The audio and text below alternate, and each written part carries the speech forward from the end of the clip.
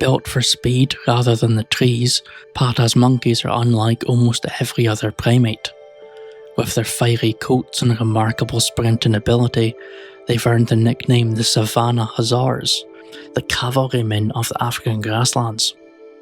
Capable of reaching speeds of up to 35 miles per hour or 55 kilometers per hour, Pata's monkeys are the fastest primates on Earth, just fast enough to outrun many of the predators that hunt them.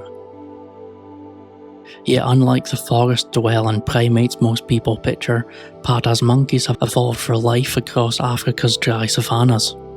Here at California's Living Desert Zoo, they play an important role in demonstrating that deserts are far more diverse than endless sand dunes. Today we're exploring how one of the zoo's oldest aviaries can be transformed into a modern conservation experience, reimagining an aging enclosure into a lush savanna habitat for one of Africa's most specialised primates. Located towards the northeast corner of the zoo, this enclosure occupies one of the key aviaries within the African safari. Once home to amur leopards, the enclosure has since been converted into a home for a family of Pata's monkeys. The surrounding area, known as Village Watutu, has long represented the cultures and landscapes of East Africa through traditional architecture and interpretation. One thing I really want to avoid here was building another viewing shelter. If the whole village celebrates East African culture, it makes sense for the primate exhibit to have a building with a purpose as well. Rather than simply serving as a viewing shelter, it's going to be reimagined as the Desert Conservation Lodge, overlooking the troop while reinforcing the enclosure's conservation message. Because the village Watutu represents a rural East African settlement, I want the conservation lodge to feel like it truly belonged within the village, rather than appearing as a modern visitor centre.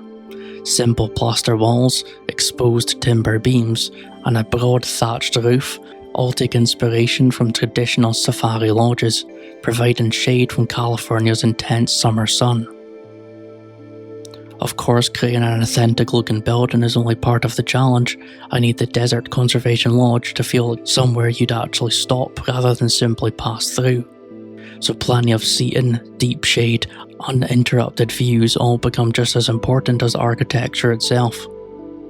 These floor-to-ceiling windows end up making the biggest difference. They almost disappear once you're sitting inside, making the habitat feel much larger while keeping the monkeys as the centre of attention.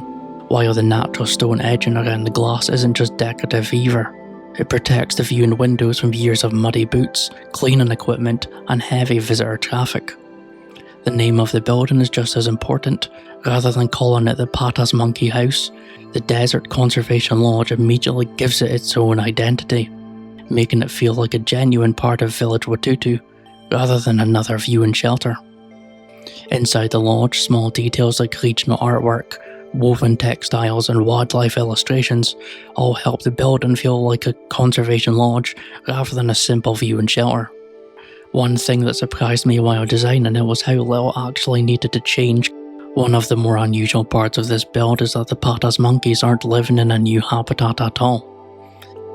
Instead, they're occupying one of the zoo's largest aviaries, originally designed to house amur leopards. Although Pata's monkeys spend most of their time on the ground, they're still excellent climbers and surprisingly agile.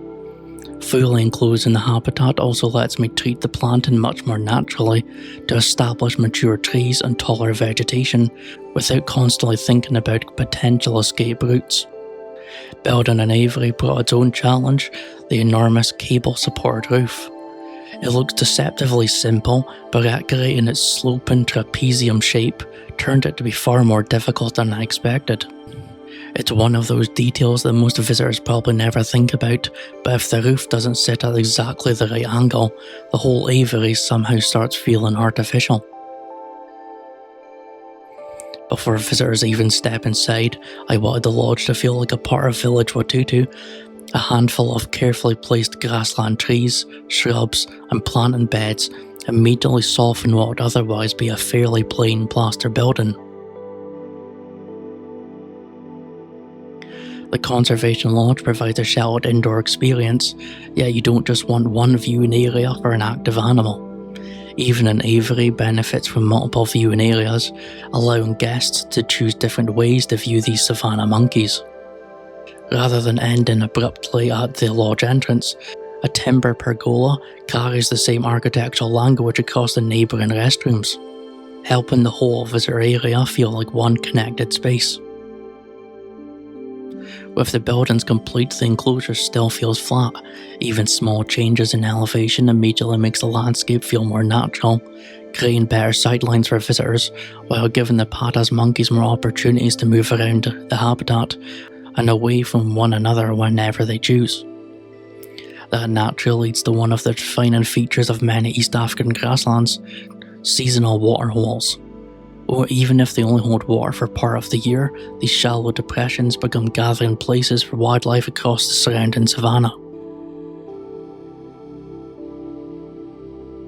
Rather than leaving the plaster boundary exposed, I wanted it to disappear into the surrounding rockwork, allowing the kopjes to gradually emerge from the landscape instead of ending abruptly against a wall.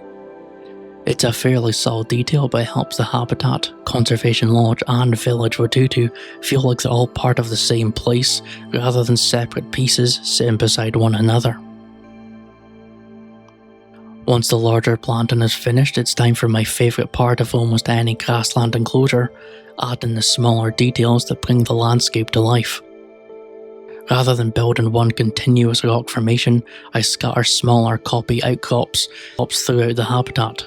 In the wild, patas monkeys regularly climb these elevated viewpoints to scan the surrounding savanna for predators, so they help break up the landscape while giving the enclosure a much stronger East African character. One thing I've slowly learned building African habitats is that it's rarely the biggest rock formations that sell the landscape.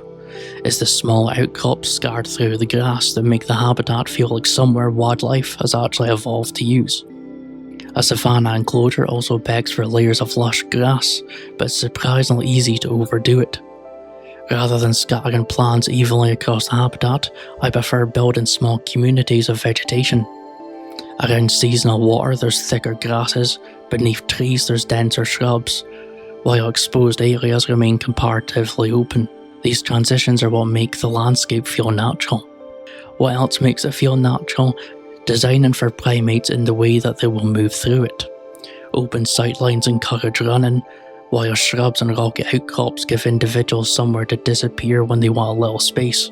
Those same routes also encourage the troop to move across the enclosure naturally, rather than simply spending all their time in one corner. One thing I've really enjoyed throughout the Living Desert Zoo is exploring just how varied dryland ecosystems can be.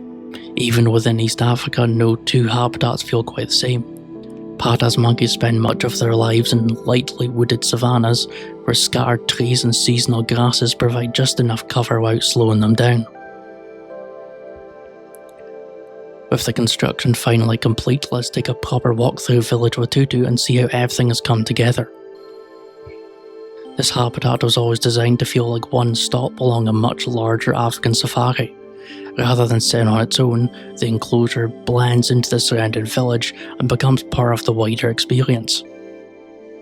Right from the village gates, the Desert Conservation Lodge branches off the right side of the path, offering a spacious rural experience where great views into the lush savanna aviary can be found. The first building that catches your eye is the Desert Conservation Lodge. Stepping through the village gates, the first building that catches your eye is the Desert Conservation Lodge. Large windows immediately open up views across the savanna aviary, that this is the heart of the patas monkey habitat.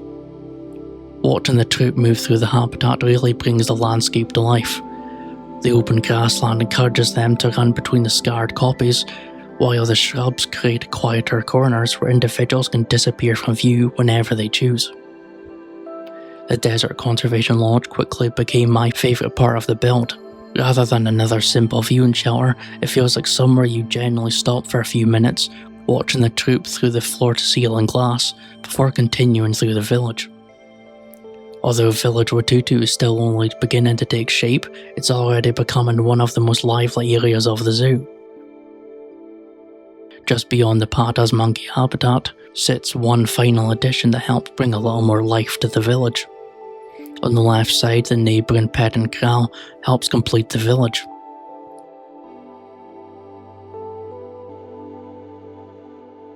Spaces like this give families somewhere to slow down between the larger enclosures, and seeing guests interacting with domestic animals like these American pygmy goats adds another layer of life to the African safari. It may not be everyone's favourite addition, but I think it helps Village Watutu feel much more like a real destination than simply another collection of exhibits. With the Paras monkeys now settled into their new home and another corner of Village Watutu complete, the Living Desert Zoo continues to grow one habitat at a time. I really hope you've enjoyed the following project so far, and I'll see you in the next episode as we continue building California's ultimate dryland zoo.